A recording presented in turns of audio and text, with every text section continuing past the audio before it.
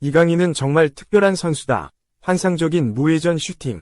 아스날의 압도적 경기력. 이강인만큼은 번뜩이었다. 아스날 vs PSG. 이강인이 다시 한번 제로톱으로 나서 고분분투했으나 파리 생제르맹의 패배로 빛이 발했다.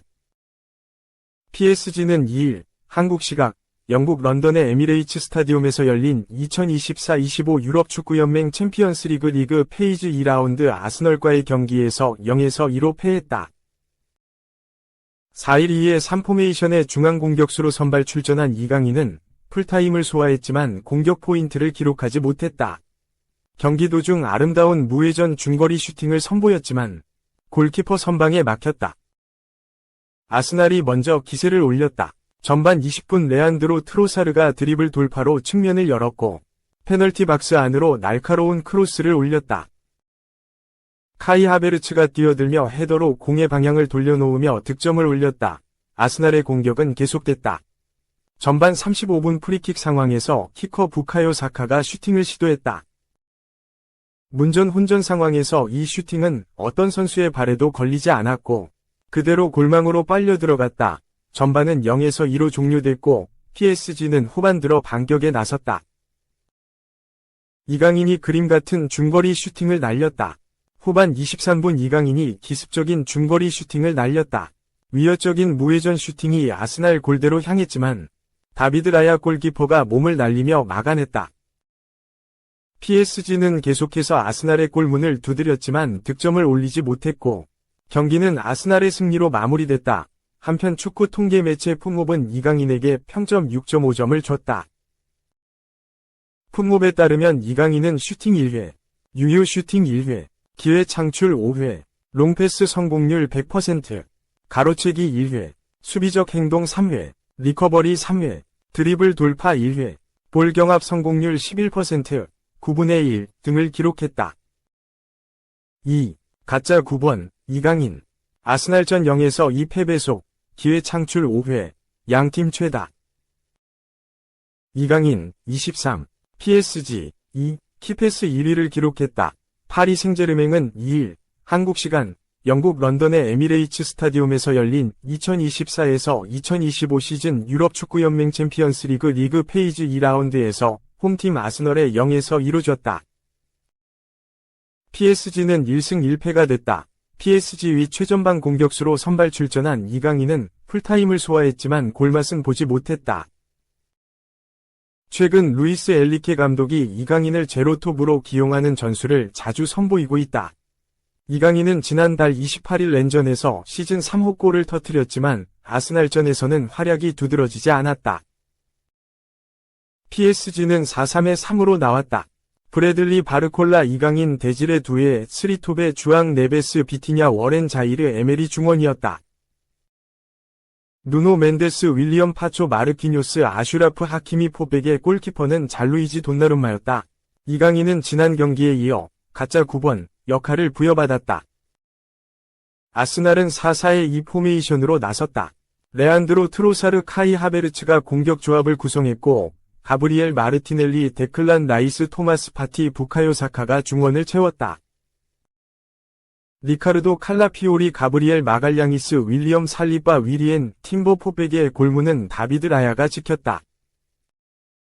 아스날은 전반 20분에 하베르츠가 첫 골을 기록했다. 트로사르의 크로스를 하베르츠가 머리로 연결해 득점에 성공했다. 기세를 탄 아스날은 전반 35분 프리킥 상황에서 사카가 보낸 공이 그대로 골망을 흔들었다. 이강인은 후반 20분에 코너킥을 올렸고 네베스가 이를 받아 슈팅했지만 공은 크로스바를 맞고 나가며 운이 따르지 않았다. 이강인은 후반 22분에 직접 중거리 슛을 시도했지만 골키퍼의 선방에 막히고 말았다. 결국 제로톱 역할을 맡은 이강인은 득점하지 못했다. PSG는 골을 넣지 못한 채 원정에서 패배를 기록했다. 이 경기 이강인은 풀타임을 소화하면서 슈팅 1회를 비롯해 패스 성공률 96%, 49분의 47, 기회 창출 5회, 파이널 서드 지역 공 투입 5회, 중장거리 패스 성공 100% 등을 기록하며 끊임없이 동료에게 기회를 제공했다. 특히 이강인이 기록한 기회 창출 5회, 기록은 양 팀을 통틀어 최다였다. 이강인은 지난달 28일 PSG와 스타드 렌의 경기에서도 같은 역할을 수행했던 이강인은 당시 한 골과 기회 창출 7회를 기록하는 등 해당 역할을 완벽히 소화했다. 다만 이번 아스날과 경기에서는 동료들의 결정력이 문제를 일으키면서 득점을 만드는 데 실패했다. 3.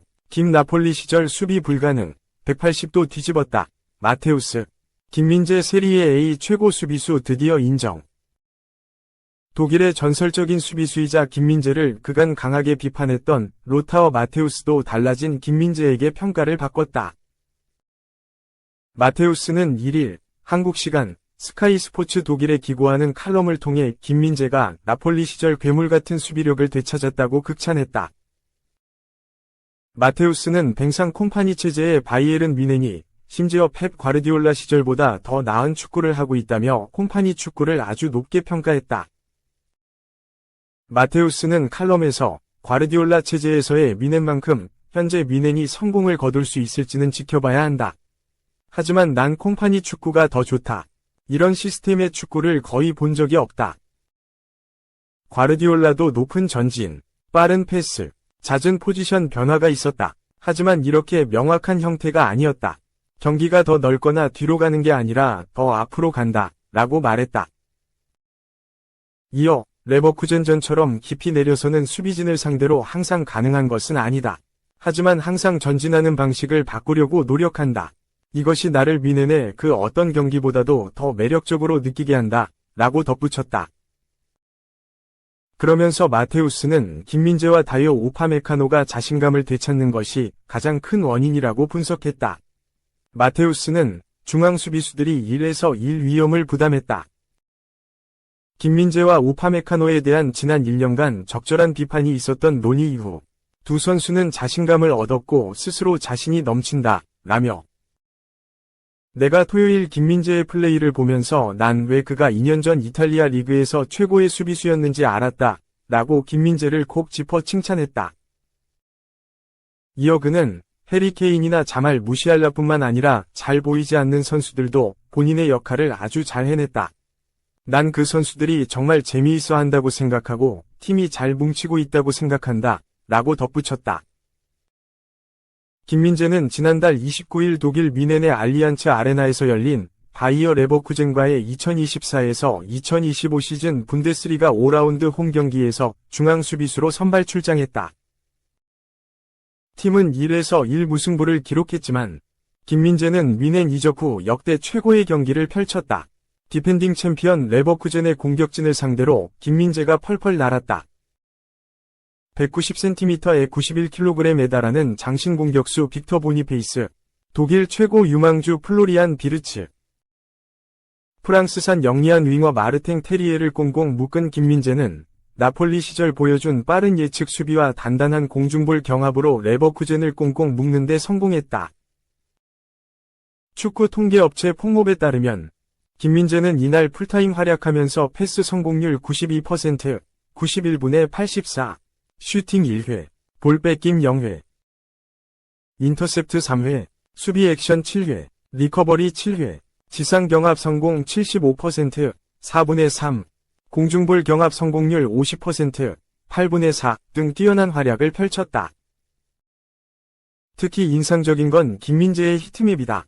다른 축구 통계 사이트 소파스코어에 따르면 이날 경기 그는 수비 진영은 물론 공격 진영도 절반가량 전진해 전진 수비를 보여줬다. 독일 현지 매체들의 호평도 이어졌다. 스포르트1은 김민재는 전반에 자책할 일이 별로 없었다.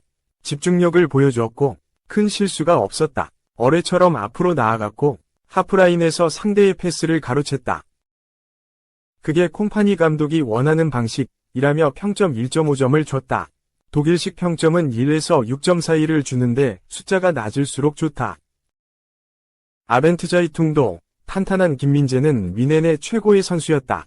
수비 타이밍이 매우 좋았다. 전반적으로 설득력 있는 실력이었다. 안드리히에게 실점을 내줬지만 오늘 저녁 뮌헨 최고의 선수였다. 며 팀 내 최고인 평점 2점을 줬다.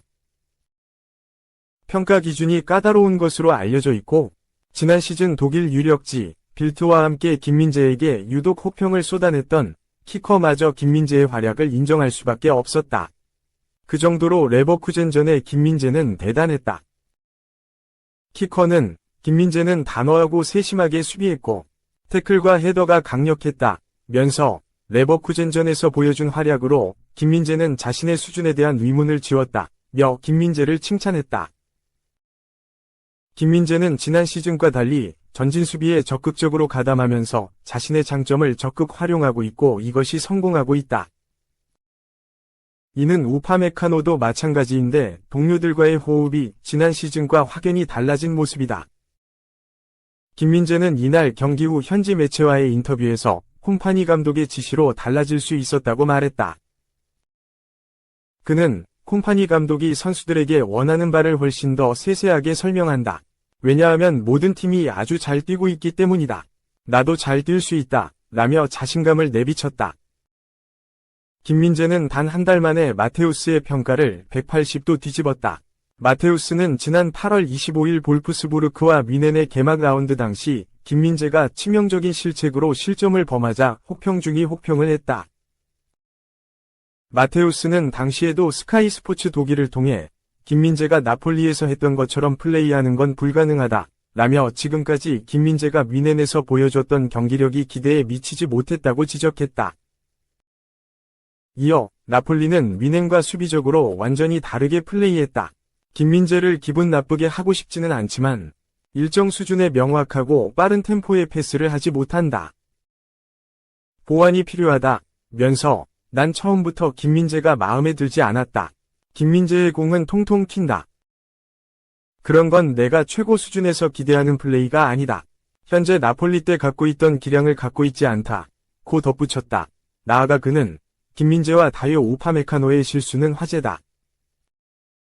바이에른 뮌헨은 거대한 계획을 세워놓았지만 지난 시즌과 같은 상황이 반복되는 중 이라며 더리우트가 빠지고 남은 바이에른 뮌헨의 수비수들 중 김민재와 우파메카노로는 지난 시즌과 같은 일이 반복될 거라고 지적했다.